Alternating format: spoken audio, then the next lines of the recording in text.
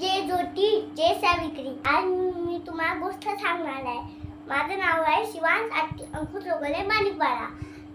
आता तुम्हाला मी गोष्ट सांगतो. आपली गोष्ट स्टार्ट. एक सूर्य होता. तो सूर्य विचार करतो की मी सुट्टीवर जात आहे.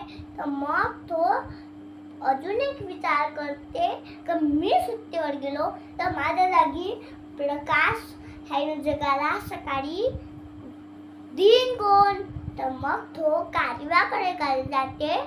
काजव्याला विचारते. काजवा म्हणते की मी जगाला लाईट नाही देऊ शकत. मी तर सकाळी तुझा प्रकाश ओढून रात्री प्रकाश देतो.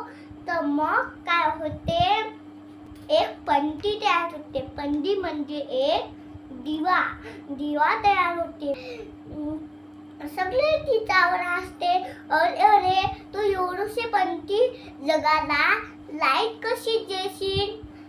तर मग काय होते, पंती म्हणते फक्त मीच जगावर एकटी नाही आहे. माझ्यासारखा जगावर खूप सारा पंत्या आहे.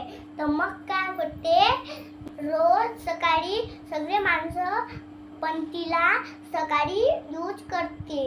आणि मग सूर्य 10 दिवस सुट्टीवर जाते.